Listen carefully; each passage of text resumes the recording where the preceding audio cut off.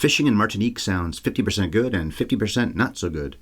The 50% bad is fishing. Sorry, Dad, because I never got into that pastime. But being in Martinique? Yes, sign me up. I've been to plenty of islands in the Caribbean in the past 15 or 16 years, but not that one. If Bev and I ever do make it a vacation destination, we'll have to look into their drink options. I'm sure they're great, and no doubt predominantly involve rum, but I can say that they won't offer a certain must-have beverage, and they won't have it because it's a Canadian product, which ships to people here and in the U.S., and that's Sparkplug coffee. You Americans and we Canadians will get shipments of Sparkplug coffee sent within a week. No delivery costs for Canadians, and don't worry if you want decaf or half-calf. You can order either of those, along with all kinds of blends and roasts. Rotating seasonal blends are an option too. What kind of beans will be in your bag? Why, the freshest, fairly traded, premium Arabica beans in Canada. But let's make those Martinique residents a little more jealous by telling them that North Americans can set up a membership in the Autopilot Coffee Club. Okay, Mexicans can't get in on this, but 2/3 of North Americans can. Members get perks and deals and they save money on every order. Jealous yet? They can also quit the club whenever they want or even just pause their membership, since life can sometimes get out of control and prevent you from being able to accept packages delivered to your porch. Maybe you're caught up in a dangerous boating thing with bad guys in a far-off land and coffee is far from your mind. So nope, this is no it's coming like clockwork whether you want it or not. Coffee of the Month Club, folks. Sparkplug.coffee/HYES are the many keys to type into your browser, and using that HYES promo code will save you 20% off your next order. Sparkplug coffee, sweetheart. That's the ticket. All right, friendly friends, the promoting section is in the books. The reviewing section is coming your way right after I ask the maestro to dust off his keyboard and play us in. I'm going to ask him now. Action!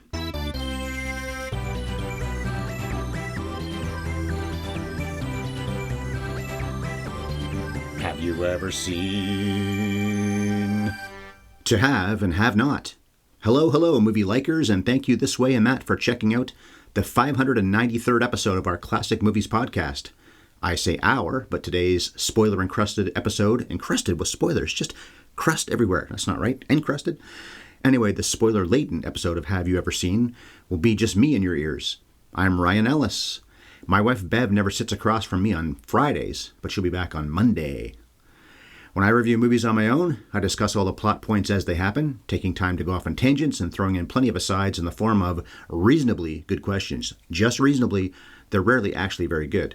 Those who've heard me do this fairly often before know that I like to make jokes at the movie's expense and do impressions of famous people. Sweetheart. These one-man extravaganzas can often be as much about goofy tomfoolery as they are about thoughtful content. But before too many bad jokes can be cracked, I should set up what we're talking about by highlighting the movie's credentials. So the one that made Lauren Bacall a star premiered going on 80 years ago in October 1944. It was released wide by Warner Brothers in the early part of 1945, so depending where you look, it's a 1944 film or a 1945 film.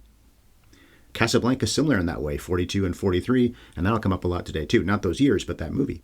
Two films we've reviewed before, Going My Way and Meet Me in St. Louis, were the two smash hits of 1944, while The Bells of St. Mary's was the huckleberry at the box office in 1945.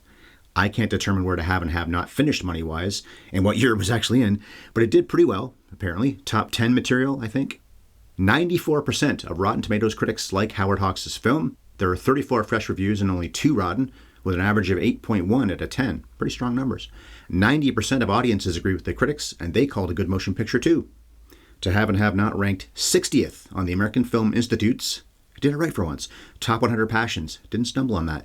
Bogart's own Casablanca was, of course, number 1, and To Have was 34th on the Top 100 Quotes, with Bacall's very famous line, "You know how to whistle, don't you, Steve? You just put your lips together and blow." The film was also up for AFI's Top 100 Songs, plus the 1998 and 2007 100 Years, 100 Movies lists, so the main lists of greatest movies of all time. That song, incidentally, was the one that Bacall's character sings towards the end of the flick. It's the Hoagie Carmichael and Johnny Mercer tune, How Little We Know. Those two guys, Hoagie and Johnny, went on to win an Oscar for the song In the Cool, Cool, Cool of the Evening, only 3 cools, which was part of a 1951 Frank Capra film called Here Comes the Groom. But speaking of the Academy Awards, this was not nominated for any, nor has it been put into the National Film Registry either. So I'm fresh out of credentials. I guess it's time to hit the play button and see what we have here. Or have not. We open with, as movies pretty much always did back then, the big loud opening credits, This is Ernest Hemingway's To Have and Have Not. Then it's a Howard Hawks production. I knew he directed it. Now I know they produced it too. Because Bacall was making her debut here, her name isn't above the title like Bogart's is. He's indisputably the main character, and he's pretty good in this, but she does steal the flick right out from under him. And considering he fell in love with her during the shooting, I don't think he minded one bit that people associate her in this movie, or didn't mind back in his living days, associate her with this more than they think of it as his movie. So we're in the Caribbean, Fort de France, Martinique, not Port-au-Prince in Haiti, is it? But Fort de France, Martinique, specifically. One nice history lesson for me the last few days of looking up this stuff is that this island had only recently gone from being run by France to the Vichy part of France, the side who appeased the Nazis. And that was apparently to avoid a full-on invasion, but still, they were with the Nazis. And yeah, it's the summer of 1940, which means World War II is raging, in Europe at least. America was a year and a half away from getting involved. A certain incident in the Pacific happened the following December that got them involved in the fight. Although ironically, even though the entire film takes place in Martinique and in the waters around there, Hawks and crew shot the film on the Warner Brothers lot, obviously that hotel set's a big one there, and at Newport Beach and Laguna Beach in the spring of '44. I looked this up, and those two beaches are a little over an hour away from Hollywood, at least when you map it here in our modern times. Little geography lesson for you and for me today. Anyway, I like that Bogart plays Captain Morgan because that brand of rum was invented in the Caribbean, Jamaica specifically, and guess what? 1944. So I guess they couldn't have been referencing the rum during production because they didn't know it would exist yet. Although the real Captain Morgan is a pretty infamous guy, and not apparently a very good guy. So what this Morgan does is he rents out his boat to motor people around who want to go fishing out in the sea. He's a charter fisherman. As for his name, Harry, Bacall calls him Steve all the time, and Bogart's credit does have Steve in quotes on the IMDb and on Wikipedia. I guess she calls him that just as a generic name before she knows he's Harry, or she doesn't care that's his real name. He calls her Slim from the start too, and I thought he came up with that nickname, but Hoagie Carmichael calls her that too before he hears Harry do it. Anyway, it could be a goof by the filmmakers, or maybe I missed something and Marie Browning did tell everyone that's her nickname, Slim. And to give this thing a little bit more backstory or history, Steve was what Mrs. Hawks would call Howard in reality, and Slim was what he would call her. And apparently she's based on this character a lot too, her personality and look and all that. But we haven't even met Bacall yet, so let's stick with the guys on Harry's boat. Walter Brennan plays an old man shipmate. Yes, the more the merrier. He's a drunk named Eddie, who obviously enjoyed rum or something last night because he's fast asleep on the dock in broad daylight when Harry walks up. Harry has to dump a bucket of water on the guy's head to wake him up, although the Edster is back to being fast asleep when they go out fishing with a customer. Eddie can sleep through anything, even through the noises on the dock, and now a loud reel being let out as a swordfish battles on the other end of the line. And the other guys are yelling about this fishing action too. We find out that even though Eddie is a rummy, as Johnson the fisherman calls him with quite a bit of scorn, Harry keeps giving him work, mostly out of loyalty. But it's not even Eddie who's the problem. It's Johnson who loses a rod and reel to an aggressive swordfish, so Harry calls it a day on all this successful angling. That's it. We're going in. That wasn't very good. Walter Sand plays Johnson, by the way. He owes Harry a lot of money for over 2 weeks' worth of fishing trips, 825 smackers to be exact, and that's, of course, in 80 years ago money. But fear not, Captain. He's planning to go to the bank the next morning to take out what he owes.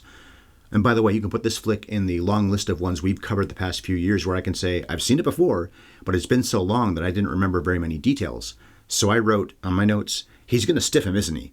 Without knowing he would. And yeah, he was going to try to bolt the island without shelling out all that money before he gets shot and killed. But we're getting way ahead of ourselves. Harry heads up to his room at the nearby hotel and we get our first glimpse of Lauren Bacall. Slim here says hello and lights a cigarette and looks very cool doing it, then walks off. Let's not forget that Bogart was dead of cancer of the esophagus about 12 years after this movie came out. Yep, all that smoking he did. I guess Bacall either only did it in movies, like in this scene, or she beat the odds because she lived to be almost 90. Hoagie Carmichael gets his first scene as Cricket here, playing the piano and singing in the hotel bar. Slim joins in and Harry watches all this with appreciation. He's liking her jib. It's got a fine cut. Hey, a boat movie. I'm using the phrase, cut of your jib. Makes sense, right? He likes it so much that he follows her up to her room, which is right across from his, but what he really wants is Johnson's wallet, which he saw her steal. This is actually where he nicknames her Slim, and where she starts calling him Steve. Harry discovers a plane ticket in Johnson's wallet. The J-Man was going to leave at dawn the next morning, and not pay the $825 he owes our man, even though this cheat had over $1,000 in traveler's checks on him. Traveler's checks. This is a fairly busy movie with all kinds of plot threads, and one of them is here, when a bunch of guys want Harry to boat them off the island. See, they're part of the French resistance battling those appeasing pro-German Vichy guys. Shades of Casablanca. Harry does not want to help them out because then he'd be smuggling and would go down hard if he got caught. Similar to Han Solo's backstory in Star Wars. He smuggled for Jabba and had to dump the cargo before the Empire boarded him and probably would have killed him for it. And you know what? There's a guy who probably would have been a good fit for Howard Hawks movies, Harrison Ford. Harry, in this movie, not Harry Ford, goes with Slim to give the wallet back to Johnson, who's pretty sheepish that he's been caught in a lie about not having enough money. But this drama is nothing compared to wartime gunfire, which almost hits Slim. Harry shoves her down and no doubt saves her life, but some of those bullets find purchase in Johnson's body, and he's dead. He hadn't finished signing over the traveler's checks, so Mr. Morgan is SOL. But things get worse when Harry, Slim, and Gerard, or Frenchie, the guy who runs the bar, are all taken in for questioning about the shooting. I hope they don't fold under questioning. The cops confiscate the $60 that Harry had taken from Johnson's wallet and say they're going to investigate the shooting. If Harry had anything to do with Johnson no longer being able to breathe, then he's in trouble. Dan Seymour here is Capitan Renard, who takes Harry's passport and the money he had on him even before he pilfered that $60, so Mr. Morgan is now pretty trapped on this island. Oh, before I get too much further, I should say kudos to Marcel Dalio as Frenchie. I like him a lot in this. Walter Brennan plays a few comic beats throughout these scenes, coming in and out to supposedly make us laugh. That was his role in Hawks' Rio Bravo, too. Dude, you make me all mad, dude. For a guy who won 3 Oscars only a few years before this, and I think in fairly serious roles, it's almost like he was set up to play the pain-in-the-ass buffoon whenever he worked in Hawks' movies. But I guess he liked it because he kept being in Howard Hawks' movies. Since our 2 main characters have no money, Harry doesn't have any problem with her working her pickpocket magic so that they can use the money she'll steal to at least buy some drinks. He heads back to... Nobody talks about food. He heads back to his room while she's busy charming a guy. And the lady has some skills because she shows up at Harry's room with a bottle in hand, the script's way of telling us she did rip the guy off. Bogart and Bacall continue to smolder together on screen, by the way. Every second they spend together, you can just smell the sexual heat. And I can't smell anything normally, even though he's got something like a quarter of a century on her. She leaves his room, cheesed off that he asks too many questions, but he joins her and hers with the bottle and a softer approach. Bacall's been so cool and sultry in the movie so far, but she gets a little emotional right here, partly because she doesn't know what her future holds. She certainly didn't know she was getting into the middle of World War II this far from Europe. I wonder just how much gunplay and bombing happened on those islands in the 40s. We know the war was in most of Europe and in parts of Africa and obviously the Pacific with Japan battling America, but I legitimately don't know if this part of the world had to deal with a lot of warring too in general. I should probably look it up some other time. Harry and Slim go between each other's rooms a few times during this section of the flick, carrying the bottle back and forth, and she realizes he's going to help get the resistance off the island. So if he's going to do that, then he can take her away too. Bacall calls Bogie a stinker. You're a stinker. When he says he won't risk her getting killed during a smuggling. Well, she isn't too mad at the man who stinks because the scene leads to her kissing him a few times.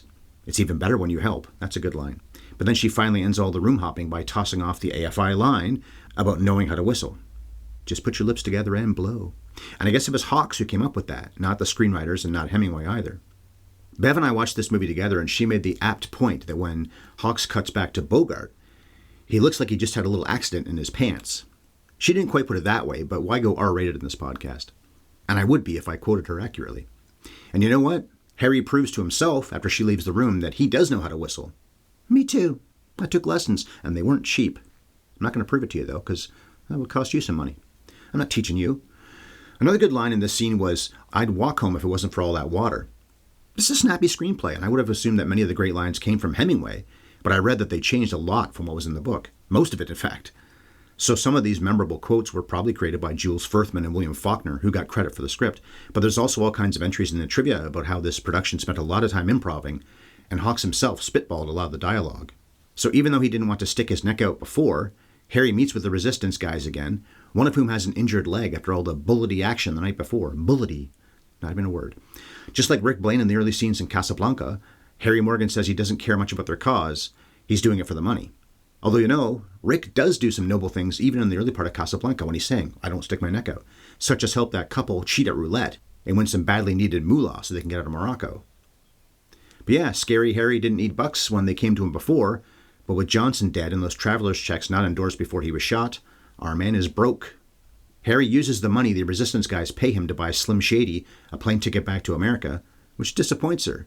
She might not really want to stay in Martinique, but she does want to get to know this little boat captain better. Eddie wants to go on the trip with Harry, but Morgan cuffs him to make him leave because this voyage could be dangerous, although he does give the old drunk a few bucks to spend on getting liquored. And don't worry, it's not like the sock in the face was all that hard. Eddie does get some booze, because of course he does, but the crafty drinker also managed to sneak back on board when Harry was diddling with the engine. Eddie gets nervous when Harry pulls out a shotgun, further proving he should have listened when Captain Morgan told him he wasn't welcome to go on this foggy trip. Brennan and Bogart play a nice scene here, actually, which ends with Eddie insisting he needs just a little drink to keep from getting the shakes. Those DTs. I like my alcohol and I drink too much of it, but luckily I don't get body shakes and withdrawal symptoms when I don't have any for a few days. This must be brutal, to have to drink to just get by. The guys find Paul and Hélène de Bersac waiting for them, although I was hearing de Brusac is what Bogart said in the movie, but it's spelled de Bersac online. Anyway, those two are waiting for him. Walter Molnar and Dolores Moran play the couple, although Harry didn't know he was picking up the wife too. And is she a vision? As much as we know Bacall has screen presence in this and sex appeal and all that stuff, Dolores Moran actually one-ups her in the looks department. She is flat out gorgeous. But it's not smooth boating because a Navy boat finds them motoring through the fog. Harry never saw Top Gun, or just didn't care about the rules of engagement because he fires before being fired upon. But it's de Bersac who takes a shot from the Navy guys in return, the husband, Paul. I should say, by the way, that Wikipedia claims that the Navy fired first, but I would swear it was Harry who started the gunplay. And I didn't really get why, as the proper authorities, they didn't chase Harry's boat and arrest everyone. But the Morgan charter, not so much chartering, I guess in this case, get away. Well, he is being paid for the job, isn't he? I guess it's because of the fog, but also because the de Bersacs couldn't be caught just like that. We just met these two. They can't be caught already. Plus, there's a lot more movie to come, and if you know me, you know I would give the Hitchcock answer right here, but I'm not going to, because if you know me, you know what I'm going to say. And if you don't, well. Frenchie and another guy show up and transport the couple in a rowboat before they get back to shore, so it looks like everybody got away clean. Although Slim didn't get away at all. She's still there in the hotel, singing while Cricket tickles the ivories. This movie is mostly populated by white people, but at least there are a bunch of black guys standing around enjoying this free entertainment. They don't get any lines, mind you, but at least they are on camera. I guess that was a deliberate move by Hawks, too, as a visual rebuke of the Nazis who certainly didn't like black people. So good on him to give them roles in the film, just nothing to say. Frenchie finds Harry and asks the boatman to take the bullet out of Paul's shoulder, even though he doesn't appear to be a medical professional. No one else in this hotel is qualified, I guess. What's that line Mel Gibson has in Air America? I was in a phone booth changing clothes. And how about this? Frenchie brought the couple into the basement of his hotel, which doesn't seem like the A1's smartest move. It's a popular joint, and it'd be one of the first places the cops would look for them. Okay, I'm not sure they even know or care about his wife, so where they'd look for Paul. Although everyone we care about has mostly spent their time in this hotel during this movie, so I guess the smuggled couple might as well be there too. Moran, by the way, doesn't look as stunning in this scene as she did in the boat. Maybe it was just the way she wore that hat when they were out in the water. Now she's just nice looking, but not wowzers. I'm so critical. I'm neither nice looking nor wowzers, especially today. I haven't shaved. Even though Hélène talked big about being able to handle the sight of her husband being operated on, she faints once it's happening, but Harry does manage to dig that bullet out. And even though Hélène passes out, Slim proves to be tough because she's still cool as several cucumbers while helping with the procedure.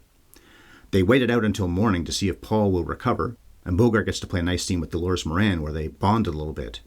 She's grateful for how he got them off that islet, but also for fixing her man, although he only took a slug in the shoulder in the first place because Harry shot at that Navy boat. I think he shot first. Han shot first. Slim and Harry spend some more time together in his room. These two spend a lot of time in their rooms, even though they've only kissed a few times, and they're always fully clothed. Of course, bumping doesn't even seem to be on the man's mind anyway, because he went up there to try to get some sleep after a long night. I said this movie has some great dialogue, right? Well, here's another good line, when Bogart asks Bacall to walk around him, and she says, "There are no strings tied to you, not yet." He kisses her this time, although she'd rather he shave before they take it any further. Renard, the police captain that Dan Seymour plays, shows up at the bar at this point. He's cornered Eddie downstairs, so Harry has to go down and play it off that the two of them were just fishing last night, not that they picked up a few hot commodities. Renard wants the de Bersacs, though, and is willing to give Harry his papers and all his money back if he'll cough them up. But Harry acts like he doesn't know where they are, so all is well for now, but Harry makes a mistake in letting Eddie go off on his own after the situation calms down. Eddie's a weak spot, especially when he gets sauced. I know a squealer when I see one, and this guy's a squealer. Because there are almost always musical sequences in Howard Hawks' movies, even though they aren't musicals, we get one right here as Hoagie Carmichael is tinkling and singing when Harry walks in. And hey, a black guy even gets a few lines.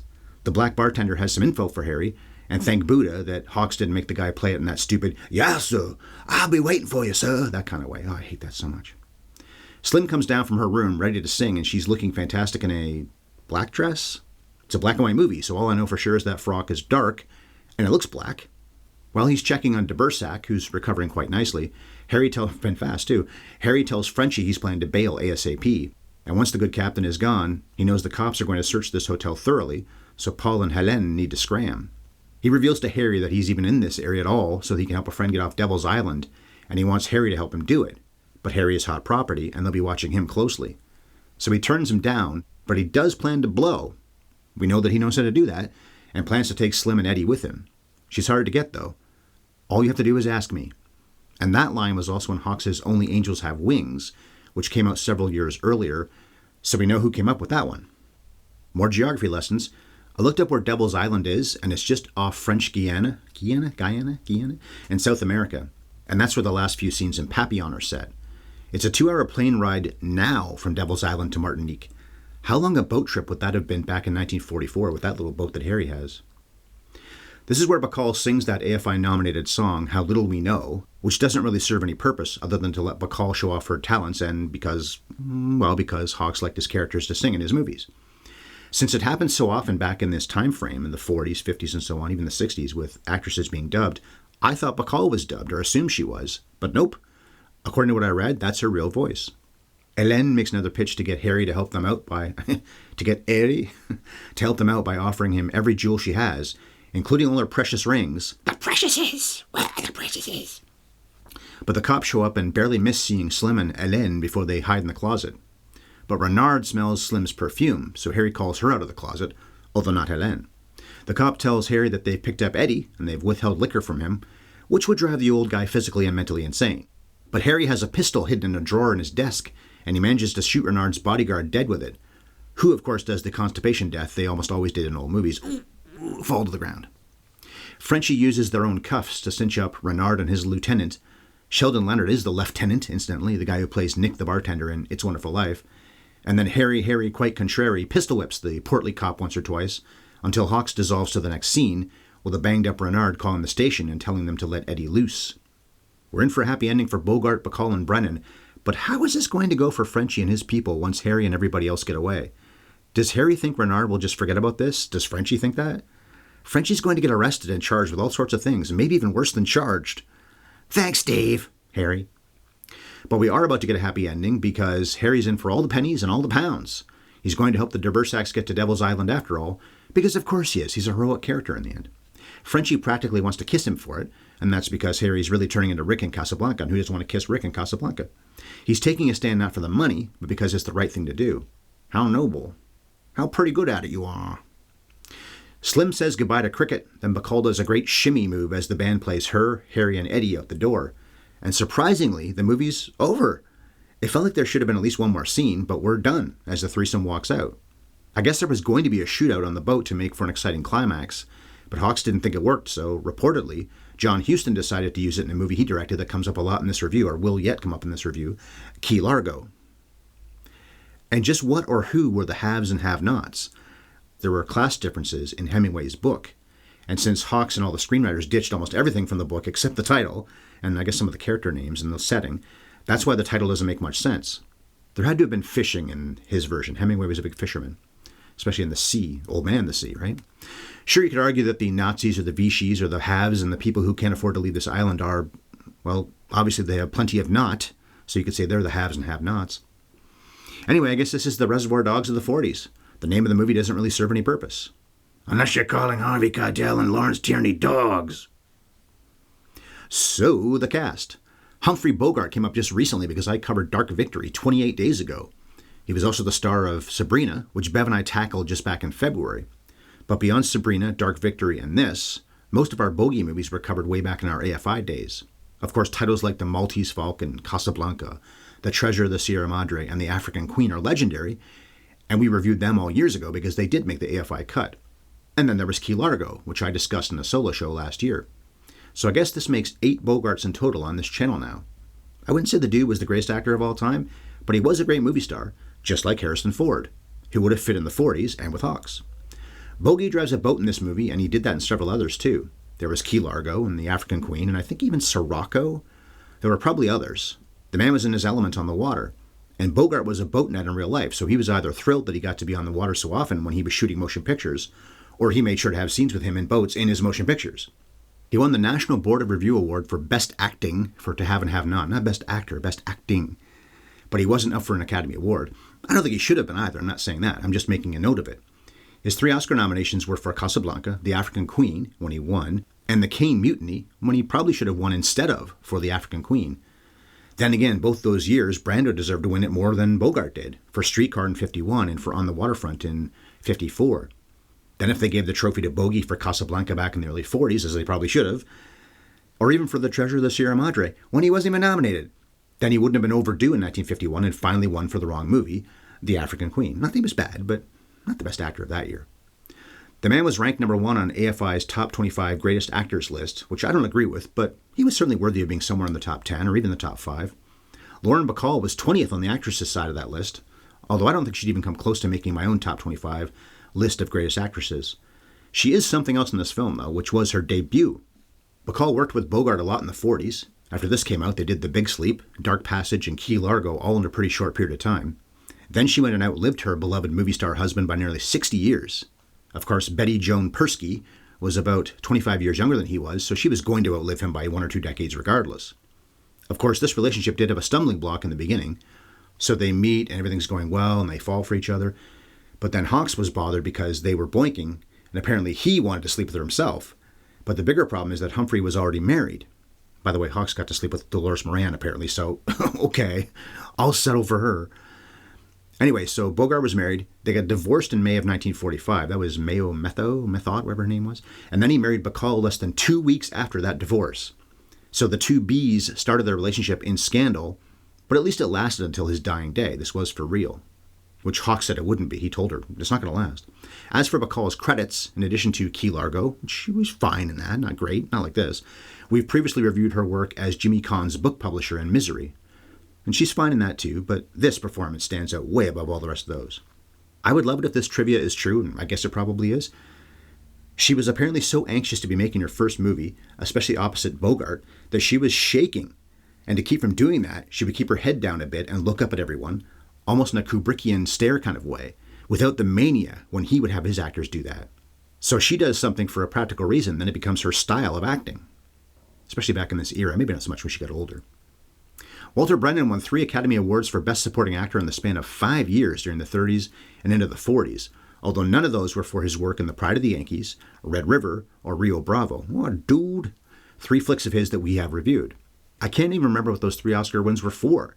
Wasn't it The Westerner with Cooper and Come and Get It and something else? 3 Oscars. Who remembers the movies? Not even me. Although I might have 1 or 2 of those right. Walter Sand, with an E, maybe it's Sandy, probably Sand, plays one of the few people who actually dies in this war-set movie, the dishonest fisherman Johnson. He worked with Hawks a few other times, and beyond that made so many movies in this time frame of the late 30s and into the early 40s. He was no doubt a contracted actor, as most of them were, contracted to your studio, and he just went where they assigned him to. Unless you were a star in the early days of Hollywood, and even if you were a star in some cases, working in film can be far less glamorous than most people think. You show up on a Monday, take whatever role the studio head assigns you, work on a project for a few weeks or a few months, then start a new one whenever they tell you to. So you might make 5-6 movies a year, maybe more. You weren't pulling a Cruise or a Day-Lewis and picking whatever you wanted to work on. As for Sand's credits, before this movie, he played a reporter in Mr. Smith Goes to Washington and another reporter in Citizen Kane, and then he went on to be in A Place in the Sun, too. And we've reviewed all 3 of those films. They were all on the AFI's list.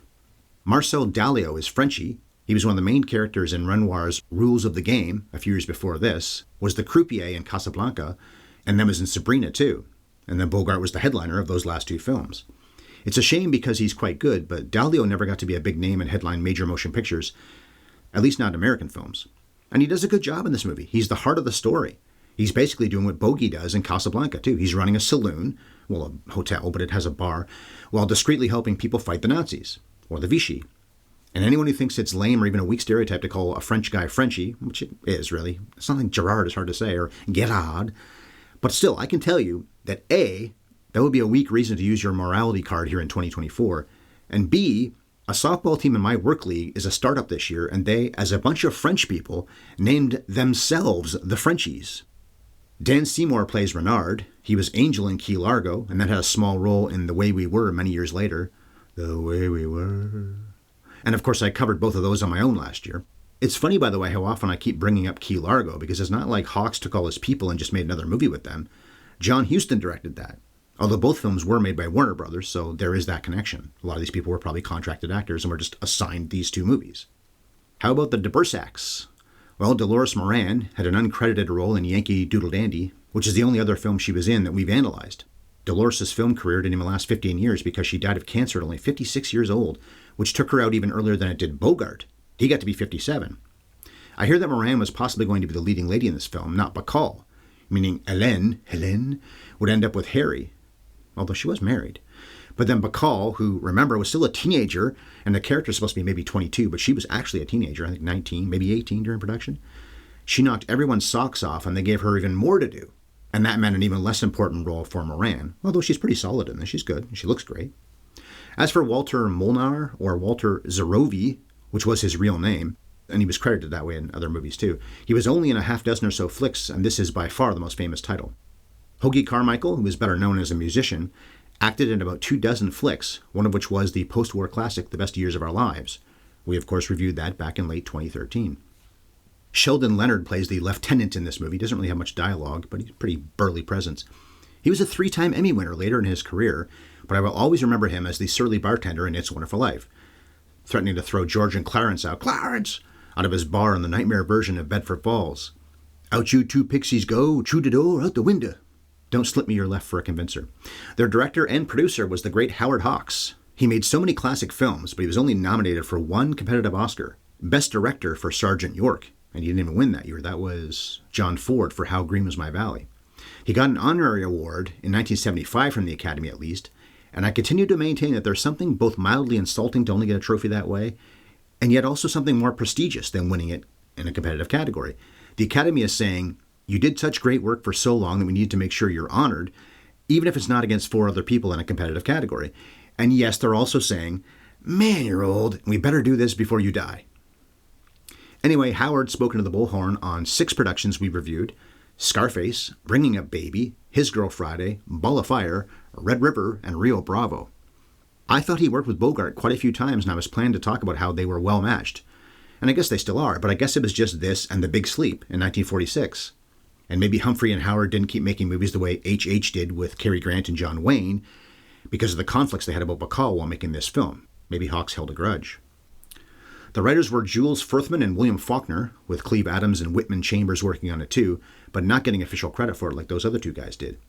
Maybe one of them came up with some of these snappy lines, at least the ones that Hawks didn't write. I don't think Hawks wrote them all, and maybe the IMDb is lying about that, but apparently Hawks came up with a lot of this stuff. They based it on Ernest Hemingway's 1937 novel, and as I've said, it was a far from strict adaptation of Ernie's writings. They took the title and a few of the characters and I guess the basic premise, but then changed everything else. And whoever calls him Ernie, I just did. Furthman got his start writing screenplays back in the early days of the silent era, then went on to work on Mutiny on the Bounty and Rio Bravo, both of which we have covered, and wrote several other scripts for Hawks too. Faulkner was more famed as a novelist than he was for being a screenwriter, and he often worked with Mr. Hawks, so they were in their element doing this one together. It's interesting to think that Faulkner was so renowned himself, and yet here he is working with other people to adapt the work of one of the most famous writers in the world. It'd be as if Grisham or Crichton or Stephen King adapted each other's books, or J.K. Rowling maybe. It's not like it can't work, but the egos involved in the writing stage must have been something. Well, the ego thing would be more about Faulkner because Hemingway was, I don't think, even involved in the production at all. He just wrote the book and here, do this. Hemingway and Hawks were friends, I guess, too. The brilliant Franz Waxman composed the music. Sidney Hickok shot the black and white picture that I recorded off TCM, and Christian Nyby was the cutter. If you recognize that name, Nyby, it's probably because he was given credit for directing The Thing from Another World in 1951, even though rumor has always had it that Hawks didn't just produce the original Thing, he directed it too. As for Waxman's credits, he composed music for 6 movies that we've discussed, including Sunset Boulevard for Wilder and A Place in the Sun for Stevens. In fact, he won Oscars back-to-back for those 2 scores. Well, let's start wrapping this thing up. It's a nice, solid, sexy movie. Bacall does what Eddie Murphy did nearly 40 years later in 48 Hours and became an iconic star in her first movie. Bogart is Bogart. Brennan is irritating, but I assume plenty of other people chuckle or flat out laugh at him, or they did then at least. And the IMDb does list this in 3 different categories: adventure, film noir, those 2 make sense, and also comedy. But funny? It's a common refrain on this channel that old movies don't usually remain funny decades later. Short of the Brennan silliness, I don't know what the humor even was. The dialogue is clever and cool and, okay, witty, but we didn't laugh. Although we certainly thought a lot of these lines were outstanding and they just rolled off the actors' tongues. But yeah, this is basically Casablanca in the Caribbean, and it sounded like Hawks wouldn't even deny that. And how could he? The stories are so similar. But this is a good time at the movies, if derivative of plenty of other wartime noirs, where the guy who claims he isn't a hero and doesn't want to be, ends up being one anyway. Including being a talented surgeon. So that was how I saw To Have and Have Not. In 3 days, though, it'll be June 3rd, and Bev and I will sink our teeth into the Gen X rom-com Reality Bites. That was Ben Stiller's first movie as a director, and it came out right at the peak of Winona Ryder's powers, too. Bev wanted to cover it back in January, but the numbers game bumped it out in favor of other things. So we get to it now, in the 6th month of the year. If you feel like contacting us, you can do that in a few different ways. We're on Elon's Twix silliness. I'm at MovieFiend51, and Bev is at Bev Ellis Ellis. She uses that handle on Threads, too. We're also reachable by email, haveyoueverseenpodcast@gmail.com. Every podcast we do can be rated or reviewed by you on your app, but we also post our shows on YouTube. Comment, like, subscribe, and all the rest of that stuff on the tube, as well as your app. The address in your browser to get us on YouTube should be at HYES Ellis, so then make a bookmark, or click Have You Ever Seen into the search bar. Speaking of searches, look for Sparkplug Coffee online. They will give our listeners a one-time 20% discount. Just use our HYES promo code to snag those savings. So it's sparkplug.coffee/HYES. And that'll do it. Thank you for your time. Come back again on Monday when Mrs. Ellis and I see what we think of Reality Bites. Meantime, I'm going to work on my whistling. I do know how to do it. Those lessons paid off. But I can't be mad at Slim for giving Harry and me some pointers. You're never too old to learn something sexy. And cut.